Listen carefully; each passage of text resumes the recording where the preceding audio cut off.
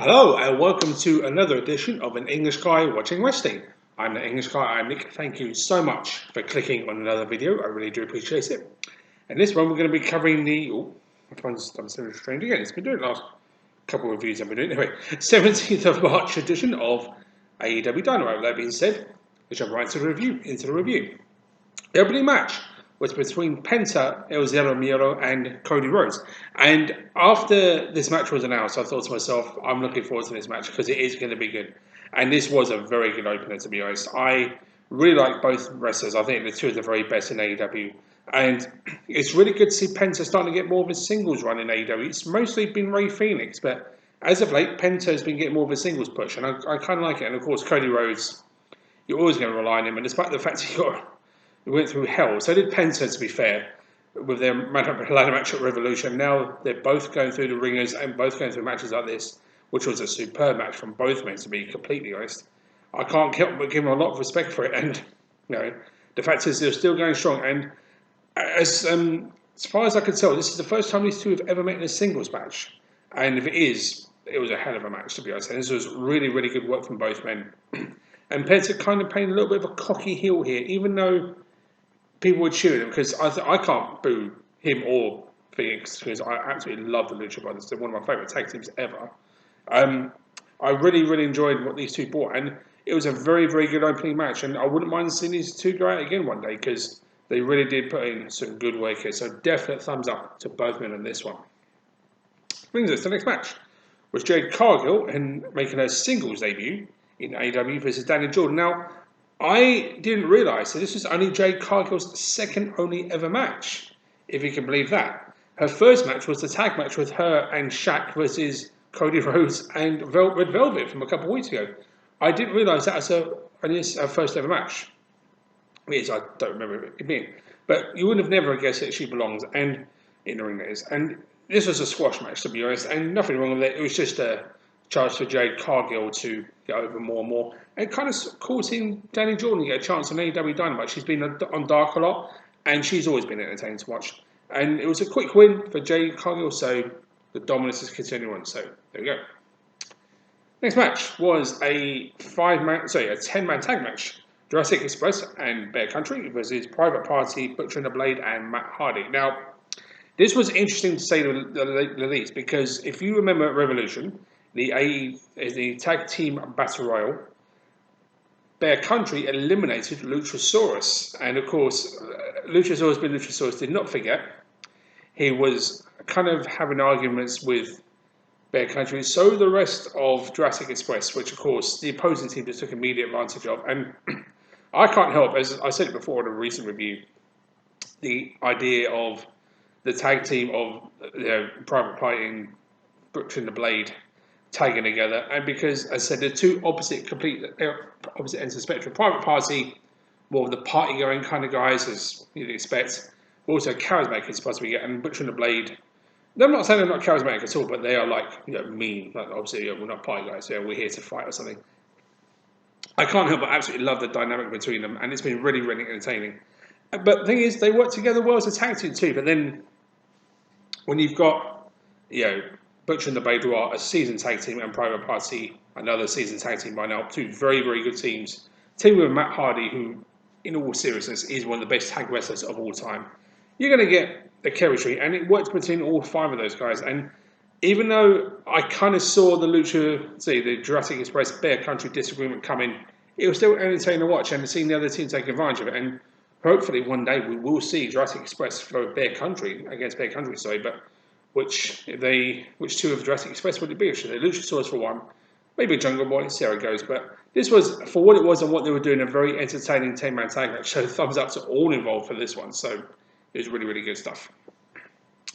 The next match was the Good Brothers versus John Moxley and Eddie Kingston. Of course, this was John Moxley's first match back after his exploding barbed wire death match against Kenny Omega. And you could tell he'd been banged up. He had one or two bandages on still. Obviously, one or two burns you could see. Not surprising, considering he went through a war with Kenny in that one. But it was good to see him still going, to be honest. And Eddie Kingston did take the brunt of the damage in this match because of John Moxley being out of commission for so long. I enjoyed this one for what it was. It was a brawl between these two teams, as you'd expect. Eddie Kingston and John Moxley wanted to get their hands on. You could tell they wanted to get their hands on the Good Brothers, and it worked. And I've said it before.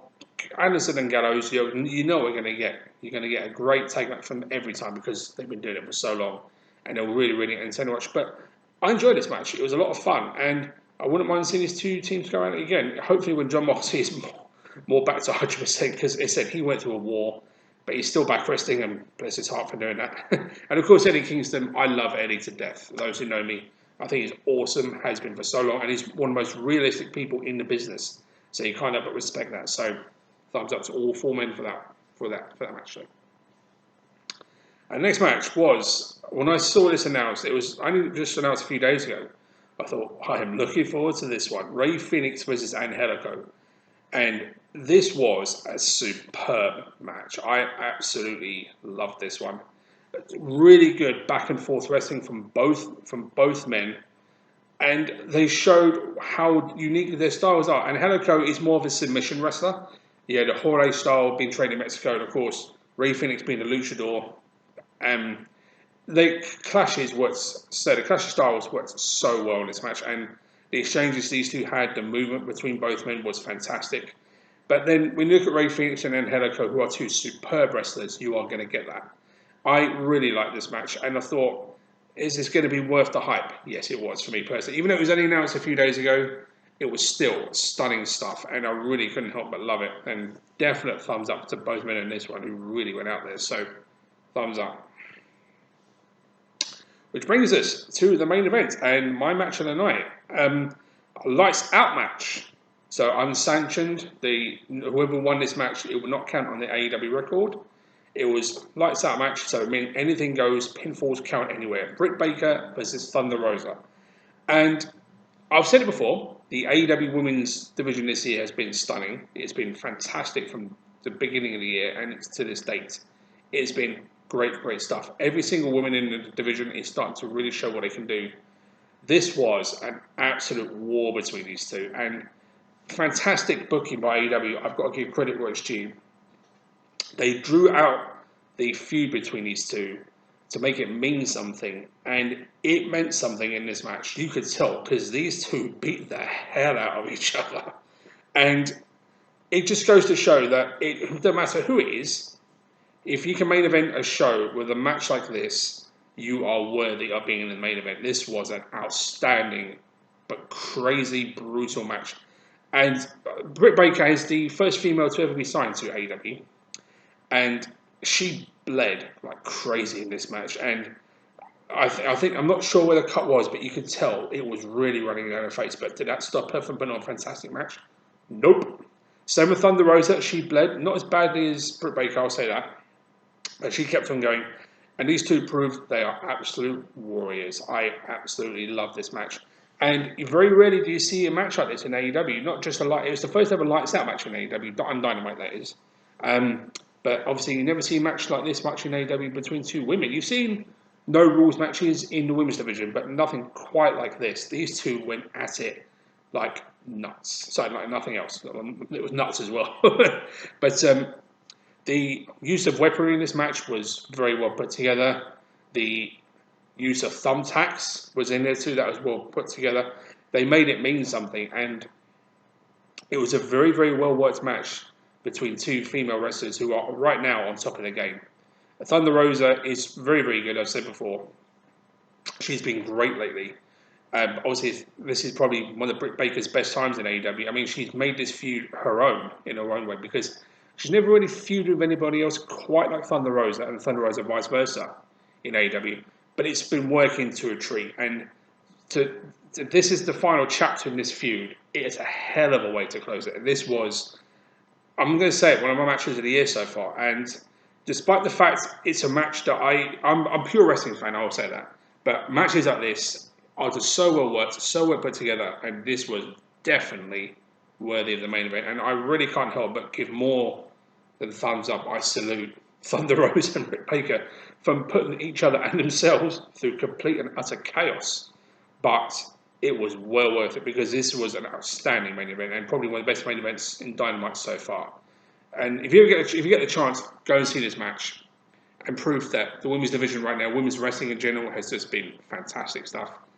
This was worth it. This was great stuff. So again, definite thumbs up to you two ladies, Britt Baker and to Thunder Rosa, for putting on an excellent match. Really, really good stuff. So, that being said, that is it for this review. I really enjoyed this week's Dynamite. It was good stuff. And I've said it before, I'm going to say it again, AEW have been on fire this year, and they're continuing to be so. So, continue to be on fire, shall we say. Okay, with that being said, that is it for this review. Thank you so much for watching. I will see everybody next time. But until that time, take care, everyone.